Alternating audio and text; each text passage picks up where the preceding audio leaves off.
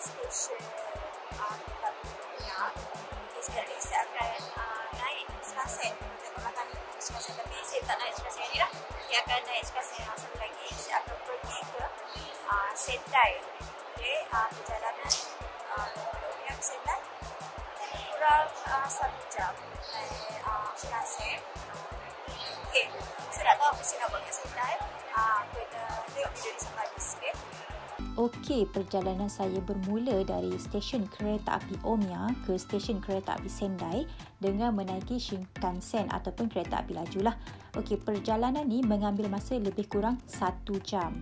Okey, tempat pertama yang kita akan pergi adalah Morning Market. Okey, Morning Market ni dia dekat je dengan stesen kereta api Sendai tadilah. Okey, kalau kita berjalan dia lebih kurang 5 ke 10 minit. Okey, dekat Morning Market ni apa yang best, ada banyak sangat jual ikan-ikan fresh, ada jual buah-buahan, ada jual sayur-sayuran yang special yang hanya ada dekat Sendai sahaja.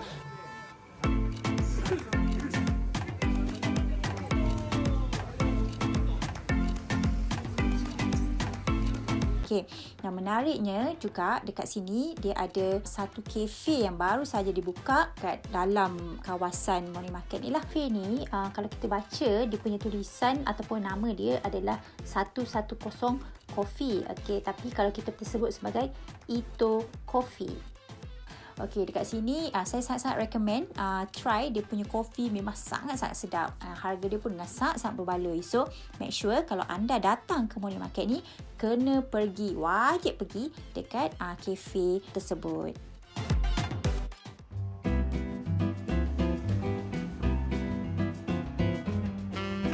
Okey, saya kemudian pergi ke Manoya. Okey, Manoya ni kalau ikutkan dia sebenarnya adalah satu department store yang orang kata yang kecil. Okey, dekat dalam Manoya ni dia ada banyak kedai, ada kedai roti, ada kedai makan, ada department store. Okey, menariknya dekat Manoya ni dia berkonsepkan natural, organic dan recycle. So kalau kita tengok dekat sini banyak kerusi ataupun meja dan semuanya daripada bahan-bahan recycle. Memang sangat menarik lah dekat sini.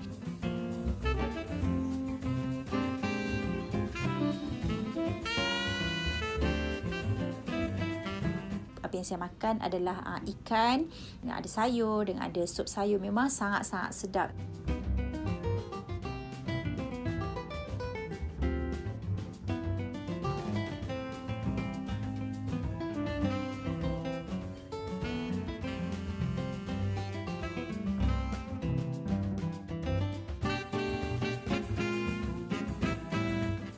Okey, lepas kita dah makan, kita isi perut, saya dah bertenaga kembali. Okey, saya meneruskan perjalanan ke temple dekat Jogisang. Okey, temple ni memang sangat terkenal di kalangan orang yang berkahwin, orang yang nak berkahwin.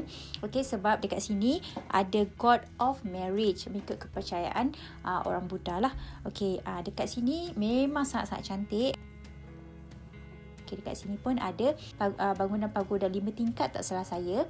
Okey, memang sangat cantik untuk kita bergambar dekat sini. Dan dekat kawasan ni juga ada ditawarkan air minuman teh hijau lah. Okey, minuman teh hijau ni ada 2 pilihan, sama ada kita nak minum teh hijau yang pure ataupun kita nak minum teh hijau susu. Okey, saya pilih teh hijau susu lah. Dia agak manis tapi sangat sedap. Okey, kalau kita nak masuk dalam bangunan temple ni pun boleh, tak ada masalah. Kita boleh lihat sendiri architecture dalam dia macam mana. Saya baru tahu orang dekat sini dia sembahyang 6 kali sehari. Okey, selalu kita kata penganut Islam sahaja yang solat banyak kali lah, 5 kali sehari. Tapi saya baru tahu yang penganut Buddha dekat sini, dekat temple ni, dia sembahyang 6 kali sehari.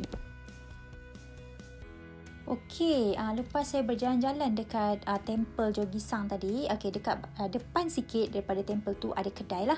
Okey, kat kedai ni dia ada jual abura age. Okey, nama special abura age dekat sini adalah Jogisang Kaku abura age. Okey, kalau kita terjemahkan dalam bahasa Melayu, maksudnya adalah jogi segitiga abura age. Okey, kalau kita tengok bentuk dia bentuk segitiga lah. Okey, abura age ni dia lebih kurang macam tahu yang digoreng macam tu lah, daripada tofu lah. Tofu digoreng goreng. Dia jadi abura-age. Abura-age ni biasa kalau dekat Jepun ni dia makan bersama dengan kicap. Lepas tu kita boleh letak, kalau nak pedas boleh letak serbuk cili dan sebagainya lah. First time makan memang sangat sedap. Dia lebih kurang rasa macam tahu sumbat macam tu, tapi tak ada sayur lah. Instead kita letak kicap dan saya letak serbuk cili lah untuk rasa sedikit pedas. Memang sangat best. Kemudian saya pergi ke Miyagi Museum of Art. Okey, kat sini kita boleh tengoklah lukisan-lukisan artistik, lukisan-lukisan pelukis Jepun dan juga pelukis luar negara lah ada dipaparkan dekat sini. Dan ada lagi satu bahagian dekat dalam Museum of Art ni di mana dia memaparkan sculpture buatan orang Jepun, atau lebih spesifik daripada orang Miyagi yang sangat popular dekat sini.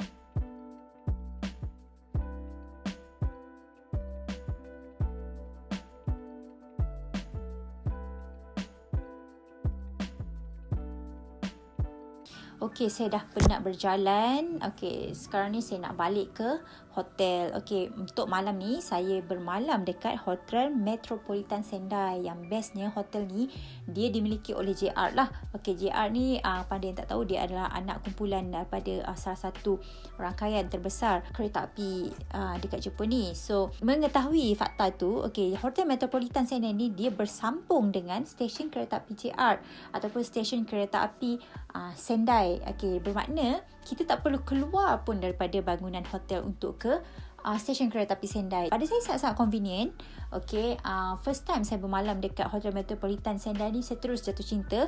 Dan lepas trip yang ini memang saya, kalau boleh saya nak stay dekat Hotel Metropolitan Sendai. Okey, hotel ni pun sangat besar. Okey, sangat bersih. Hotel ni adalah hotel 4 bintang. Rating dia sangat-sangat bagus, layanan dia sangat-sangat bagus. So, bagi saya sangat worth it lah untuk kita bermalam dekat Hotel Metropolitan.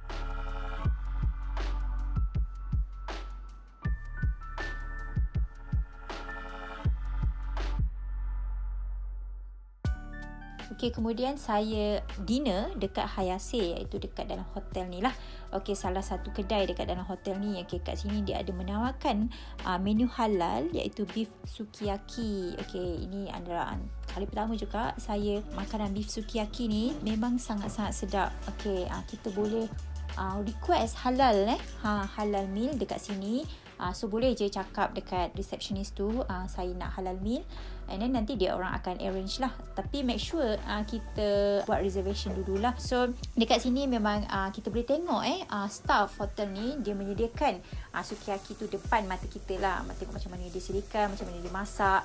And saya memang sangat-sangat suka sangatlah menu masakan dia, sangat-sangat sedap sangat. Okay, this is first time saya makan.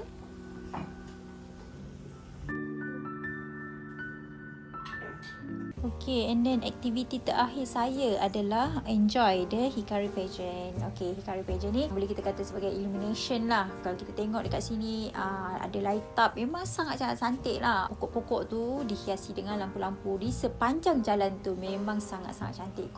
It's very Instagrammable. Bila kita ambil gambar letak Instagram, macam sangat cantik. Pastikan anda datang lebih kurang hujung bulan Disember lah, insyaAllah. Hikari Pageant ni dah ada, ataupun illumination biasanya dah bermula ketika itu. Okey, sekarang bermula hari kedua perjalanan saya dekat Sendai ni. Okey, selepas saya selesai breakfast halal meal dekat salah satu restoran dekat dalam Hotel Metropolitan.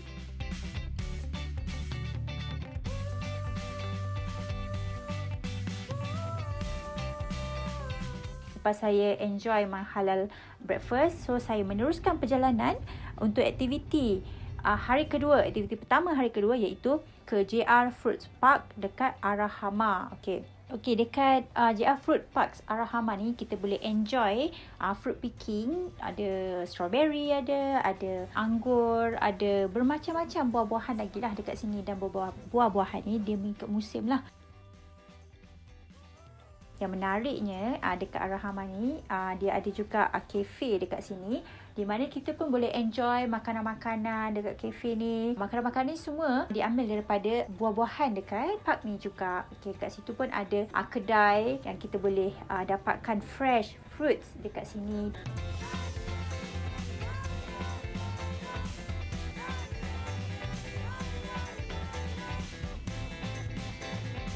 bagi saya lah yang menarik mengenai Arahama Fruit Park ni, sebenarnya kawasan ni adalah kawasan yang terjejas daripada tsunami yang melanda Jepun pada tahun Mac 2011, 10 tahun yang lepas lah.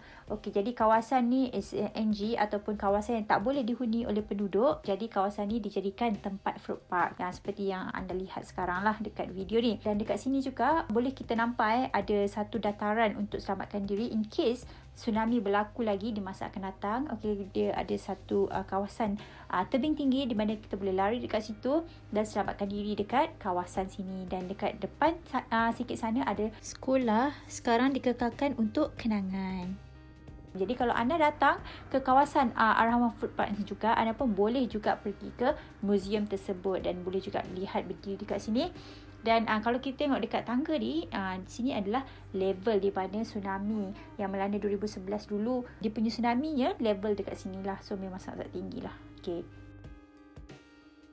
Kemudian saya pergi lunch ataupun makan tengah hari dekat Moroya Farm Kitchen. Okay, Moroya Farm Kitchen ni basically vegetarian meal lah. Okay, dekat sini disediakan vegetarian friendly food. Memang sangat-sangat sedap. Okay, dia punya sayur sangat sedap, dia punya sup dia sangat sedap. And saya tak tahulah, memang semua makanan ini adalah authentic Jepun, diffuse atau mix dengan sayur-sayuran. Memang saya rasa worth it untuk you try. And memang portionnya sangat-sangat mengenyangkan. And saya tak tahu nak cakap macam mana. And you all have to try this.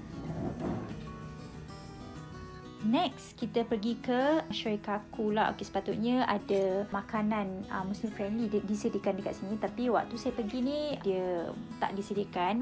Waktu saya datang ni, waktu dia orang bercuti. So, tak disediakan. Apa yang menariknya dekat sini, sebenarnya kawasan ni adalah kawasan kediaman Lord Date family. Siapa yang tak tahu, Lord Date family ni adalah pengasas ataupun yang menjumpai Sendai ni lah dulu.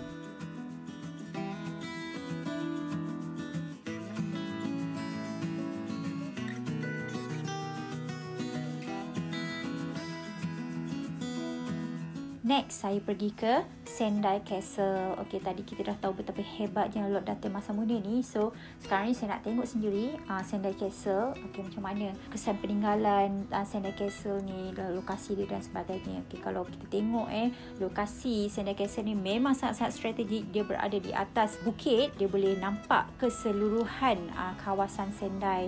Memang sangat-sangat strategik. Sendai Castle ni sebenarnya dah tak ada sebab dia dah dimusnahkan masa perang. Okay, kalau kita tengok ini adalah peninggalan lah, tapak-tapak Sendai Castle yang tinggal, yang dipercayai merupakan Sendai Castle pada satu ketika masa dahulu.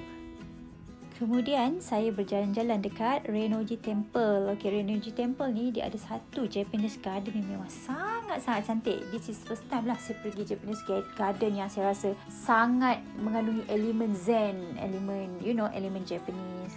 Memang saya sangat-sangat recommend you all untuk datang sini kalau nak merasai bagaimana authentic Japanese garden yang sebenar berada dekat sini. So dekat kawasan ni juga ada ramai orang bermeditate atau bermeditasi zen dekat sini sebab dia punya scenery memang sangat-sangat zen, sangat-sangat Japanese like punya suasana. Memang sangat cantik kalau you ambil gambar, kalau you all nak merasai pengalaman berada dekat Japanese garden yang sebenar. Saya sangat recommend untuk datang kat sini dan merasai sendiri pengalaman tersebut.